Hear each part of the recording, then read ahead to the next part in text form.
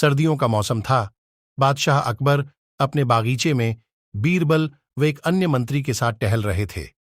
टहलते हुए बादशाह अकबर ने अपने मंत्री से कहा, इस साल कुछ ज्यादा ही ठंड पड़ी डीडीएच रही है।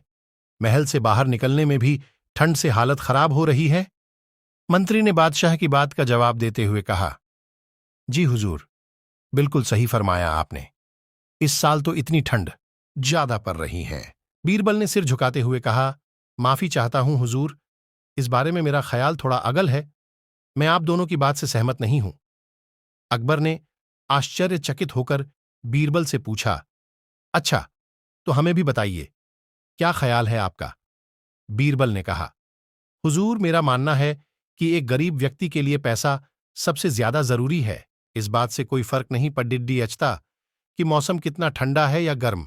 अकबर ने हैरान होकर बीरबल से कहा, तो आप ये कह रहे हैं कि इस कड़ाके की सर्दी में भी एक गरीब आदमी कोई भी ऐसा काम करने को तैयार हो जाएगा जिससे उसे पैसा मिल सके? बीरबल ने कहा, जी हुजूर, मैं यही कह रहा हूं।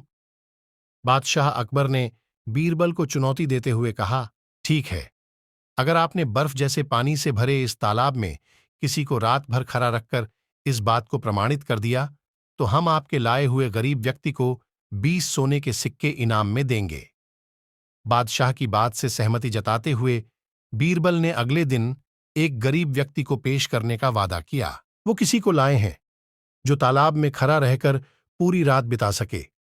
इस पर बीरबल ने गंगाधर नामक एक गरीब व्यक्ति को दरबार में मौजूद किया और कहा कि यह 20 सोने के सिक्कों के लिए तालाब में पूरी रात बिताने को तैयार है। बादशाह अकबर ने सभा समाप्त करते हुए कहा कि ठीक है, 2 सिपाही इस व्यक्ति की रात भर निगरानी करेंगे। अगले दिन फिर से दरबार लगा और बादशाह ने बीरबल से गंगाधर के बारे में पूछा, बीरबल, कहाँ है आपका मित्र? कितनी देर टिक पाया वो उस बर्फीले पानी में? बीरबल ने कहा, महाराज, वो यहीं है। मैं उसे दरबार में पेश करने की इजाजत चाहता हूं। बादशाह की इजाजत मिलते ही बीरबल ने गंगाधर को दरबार में बुलाया। बादशाह अकबर ने गंगाधर को शाबाशी देते हुए कहा, नहीं हो रहा है कि तुम पूरी रात उस बर्फ जैसे पानी में रहे और आज हमारे सामने सही सलामत खड़े हो। यह तुमने कैसे किया? पूरी सभा को बताओ, गंगाधर ने कहा। महाराज, शुरुआत में तो यह बहुत मुश्किल था, लेकिन कुछ समय बाद मुझे महल की एक खिड़की पर एक दिया जलता नजर आया। उस दिए को देखते हुए मैंने सारी रात बिता दी। बादशाह अकबर ने चौंक कर कहा, कहाँ, यह तो धोखा है। तुमने हमारे महल के जलते दिए की गर्मी से सारी रात बिता ली। फरेबी, तुम्हारे इस धोखे के लिए हम तुम्हें सजा नहीं दे रहे हैं, लेकिन तुम अब इस इनाम के हकदार भी नहीं हो। यह कहते हुए अकबर ने अपने सिपाहियों से गंगाधर को महल से बाहर ले जाने को कह दिया और सभा समाप्त करके अपने कमरे में चले गए। अगले दिन बादशाह अकबर सभा में आए तो उन्होंने देखा कि सभी दरबारी अपनी अपनी जगह पर मौजूद थे, सिवाय बीरबल के। बादशाह ने एक सिपाही से पूछा कि बीरबल कहाँ है, तो उसने बताया कि वो आज महल नहीं आए हैं। बादशाह ने सिपाही से कहा कि वो तुरंत बीरबल के घर जाए और उन्हें लेकर आए। कुछ समय बाद सिपाही अकेले ही दरबार में लौट आया।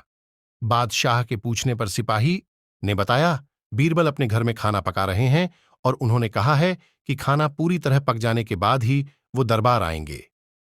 सिपाही की यह बात सुनकर बादशाह सोच में पड़ी डीडीएच गए, क्योंकि आज से पहले कभी भी बीरबल ने महल आने में देर नहीं की थी। अकबर को कुछ संदेह हुआ और उन्होंने बीरबल के घर जाने का निर्णय लिया।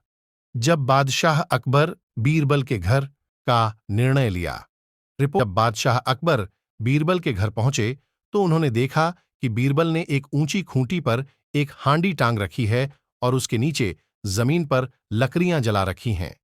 बादशाह आश्चर्यचकित हो गए और बीरबल से पूछा कि वह क्या कर रहे हैं। इस पर बीरबल ने जवाब दिया कि वह अपने भोजन के लिए खिचड़ी पका रहे हैं। बादशाह अकबर ने कहा, क्या तुम पागल हो गए हो? ये खिचड़ी कैसे पक सकती है? तुमने हांडी को इतने ऊपर टांग रखा है और आग नीचे जल रही है। ऐसे में खिचड़ी पकने के लिए हांडी तक गर्मी कैसे पहुंचेगी? इस बात पर बीरबल ने बहुत आराम के साथ बादशाह से कहा, क्यों नहीं पहुंचेगी हुजूर? जब महल की खिड़की पर रखे एक दिए से गंगाधर को गर्मी मिल सकती है तो मेरी खिचड्डी की हांडी तो फिर भी आग के बहुत नजदीक है।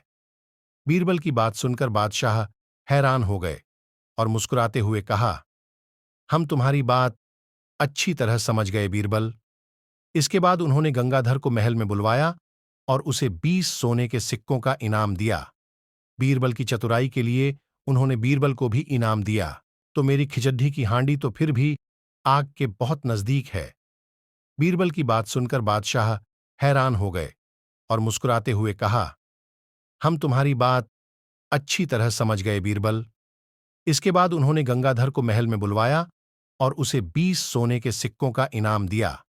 बीरबल की चतुराई के लिए उन्होंने बीरबल को भी इनाम दिया।